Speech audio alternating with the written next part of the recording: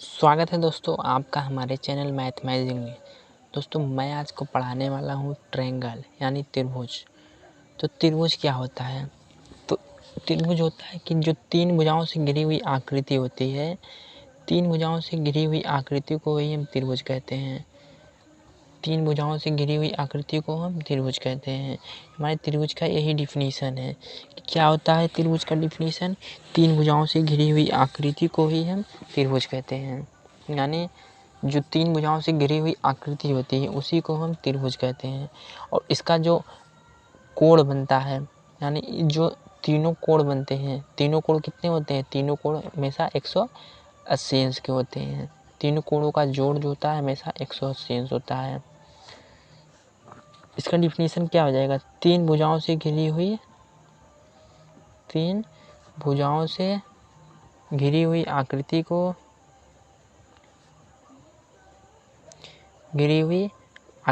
को हम क्या कहते हैं? त्रिभुज कहते हैं। और इसका जो एंगल बनता है, यानी तीनों कोणों का जो सम होता है, यानी कोण ए प्लस कोण बी प्लस कोण सी बराबर होता है 180 अंश। कोण ए प्लस कोण बी प्लस कोण सी कितना होता है? 180 अंश। ये को दोस्तों हमेशा यही होता है। हम पढ़ने वाले हैं आज त्रिभुज के प्रकार। तो त्रिभुज के प्रकार क्या होते हैं? देखो, त्रिभुज के प्रकार दोस्तों दो प्रकार के होते हैं। ये जो प्रकार में होते हैं दो प्रकार के होते हैं, यानी दो प्रकार के होते हैं। देखो कौन कौन से? पहला होता है भुजा के आधार पर। त्रिभुज क्या होते हैं? एक भुजा के आधार पर और दूसरा होता है कोण के आधार पर। पहला क्या होता है? भुजा के आधार पर, दूसरा होता है कोण के आधार पर। दोस्तों इनको हम पढ़ने वाले हैं अलग अलग। जो भुजा के आधार पर होता है यानी साइड के आधार पर होता है ऑन बेसिस ऑफ साइड, और दूसरा होता है कोण के आधार पर ऑन बेसिस ऑफ एंगल। तो देखो हम भुजा के आधार पर पहले पढ़ने वाले हैं। जो भुजा के आधार पर होता है, पहले हेडिंग डालेंगे भुजा के आधार पर कोण, यानी भुजा के आधार पर क्या? त्रिभुज। भुजा के आधार पर त्रिभुज। तो भुजा के आधार पर जो त्रिभुज होते हैं इनके पार्ट्स को हम पढ़ने वाले होते हैं। तो जो भुजा के आधार जो त्रिभुज होते हैं, भुजा के आधार का त्रिभुज देखो कितने प्रकार के? ये तीन प्रकार के होते हैं। भुजा के आधार पर जो त्रिभुज होते हैं ये कितने प्रकार के होते हैं? ये तीन प्रकार के होते हैं। देखो कौन कौन से? नंबर एक विषम बाहु त्रिभुज, यानी इसमें जो इनके भुजा होते हैं ये आपस में बराबर नहीं होते हैं।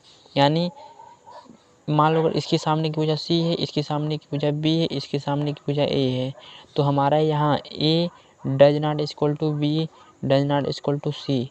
तो यहाँ पर हमें क्या देखा जाता है? जो इनकी सभी भुजा हैं आपस में एक भी बराबर नहीं होती है, उसी को हम विषम बाहु त्रिभुज कहते हैं। और दूसरा एक होता है इक्विलेटरल ट्रायंगल, यानी समबाहु त्रिभुज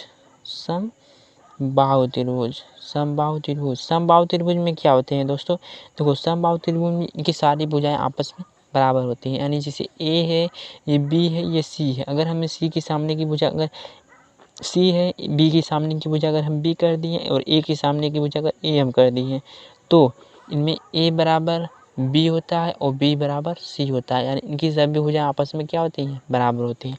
एक तीसरा होता है, वो क्या होता है? समद्विबाहु त्रिभुज। यानी समद्विबाहु त्रिभुज ये क्या होते हैं? जिसकी दो भुजा आपस में बराबर हो। जैसे मान लो कोई हमें ट्रायंगल दे दिया ए बी सी, और इसमें हमें बी के सामने की भुजा बी दे दिया और सी के सामने की भुजा बी के सामने की भुजा बी दे दिया और सी के सामने की भुजा सी दे दिया और ए के सामने की भुजा ए दे दिया।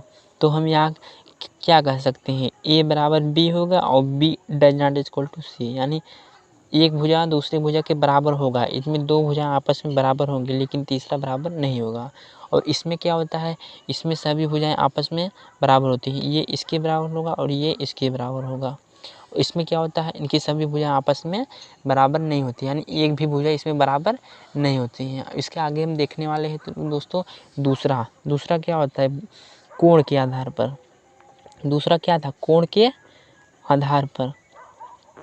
जो कोण के आधार पर त्रिभुज होता है, देखो कोण के आधार पर त्रिभुज ये भी हमें 3 प्रकार में देखने को मिलता है। ये भी हमें कितने प्रकार में देखने को मिलता है, 3 प्रकार का ये भी होता है। यानी पहला क्या हो जाएगा, पहला हो जाएगा इसमें न्यून कोण त्रिभुज। पहला क्या बनेगा, न्यून कोण त्रिभुज। दूसरा मिलेगा इसमें समकोण त्रिभुज। दूसरा क्या मिलेगा, समकोण त्रिभुज। और इसमें तीसरा मिल जाता है अधिक कोण त्रिभुज। अधिक कोण त्रिभुज। न्यून कोण त्रिभुज को एक्यूट एंगल ट्रायंगल कहते हैं। एक्यूट एंगल ट्रायंगल कहते हैं। और समकोण त्रिभुज को राइट एंगल ट्रायंगल कहते हैं। राइट एंगल ट्रायंगल कहते हैं। और अधिक कोण को क्या कहते हैं, obtuse angle triangle. Obtuse angle triangle. तो इसमें देखो जो न्यून कोण त्रिभुज होता है, न्यून कोण त्रिभुज की क्या कहते हैं, जैसे मान लो हमें एक त्रिभुज दिया है और इसका प्रत्येक कोण जो होगा, मान लो एक त्रिभुज दिया है ABC।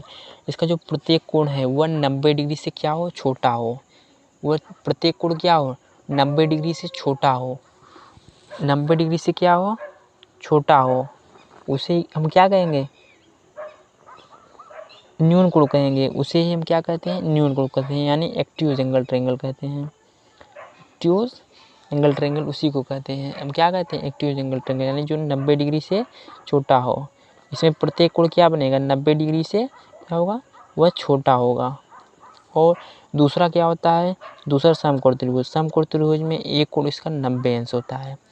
समकोण त्रिभुज में क्या होता है, एक कोण 90 अंश होता है। यानी मान लो अगर हमें त्रिभुज दिया है ABC और जो AB पर जो B यहाँ है, B क्या बनेगा, 90 अंश का कोण बनाएगा। यानी राइट एंगल ट्रायंगल में हमें 90 डिग्री के बराबर मिलता है एक कोण, और बाकी जो 2 एंगल होंगे वो भी इनका जोड़ 90 अंश के बराबर होगा।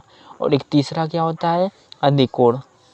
अधिक कोण क्या होते हैं, जैसे मान लो हमें कोई एक ट्रायंगल दिया है ABC। इसमें एक कोण जो बनेगा वह 90 डिग्री से बड़ा बनेगा और 360 और 180 अंश से छोटा बनेगा। जो ये एंगल बनेगा वो क्या होगा, 90 अंश से बड़ा बनेगा। और जैसे मान लो हमें कोण थीटा दिया है तो ये 90 अंश से बड़ा रहेगा और 360 अंश से नहीं 180 अंश से छोटा रहेगा। ये क्या बनेगा, 90 अंश से बड़ा और 180 अंश से छोटा बनेगा। ये जो एंगल है इसी को हम क्या कहते हैं, obtuse angle triangle. Obtuse angle triangle यानी अधिक कोण कहते हैं। और इसे क्या कहते हैं, राइट एंगल ट्रायंगल। इसे क्या कहते हैं, राइट एंगल ट्रायंगल। ये क्या कहलाता है, समकोण त्रिभुज। इसमें एक कोण 90 अंश का होता है और न्यून कोण त्रिभुज में प्रत्येक कोण क्या होता है, 90 अंश से छोटा होता है। इसे हम कहते हैं न्यून कोण त्रिभुज। अगर हमें यदि हम इनकी भुजाएं दी जाए तो इनके त्रिभुज का वर्गीकरण किस प्रकार हम करेंगे। यदि हमें त्रिभुज की भुजाएं दी जाए तो इसे मान लो यदि हमें दिया गया है A² + B², यदि इनका जोड़ हो वह C² से क्या हो, C² से बड़ा हो, तो हमारा जो कोण बनेगा वो हमारा बनेगा न्यून कोण त्रिभुज बनेगा। वो हमारा क्या बनेगा, न्यून कोण त्रिभुज बनेगा। यदि हमारा A² + B² जो है C² से बड़ा बने तो हमारा हमेशा बनेगा न्यून कोण त्रिभुज।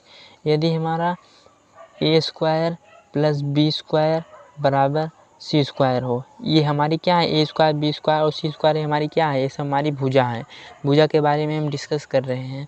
तो A² + B² इन दोनों का जो सम हो और C² के बराबर हो तो हम कह सकते हैं कि यह एक समकोण त्रिभुज है। यह हमारा क्या बनेगा, एक समकोण त्रिभुज बनेगा।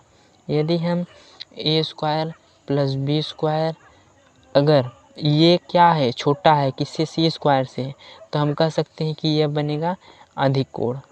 दोस्तों ये याद रखना कि हमेशा ए स्क्वायर प्लस बी स्क्वायर जो होता है, ए स्क्वायर प्लस बी स्क्वायर अगर इन दोनों का सम सी स्क्वायर से बड़ा है तो हमें न्यून कोण बनेगा।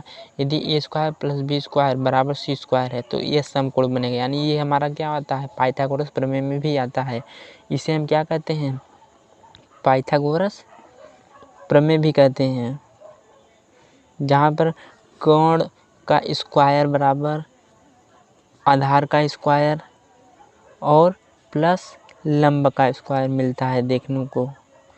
इसी को हम कहते हैं पाइथागोरस प्रमेय। और जो पाइथागोरस प्रमेय लगता है वह हमें समकोण में ही देखने को मिलता है। तो वही हमारे दिया गया है, ए स्क्वायर प्लस बी स्क्वायर का सम यानी जोड़ सी स्क्वायर के बराबर है, वह हमारा समकोण करवाएगा।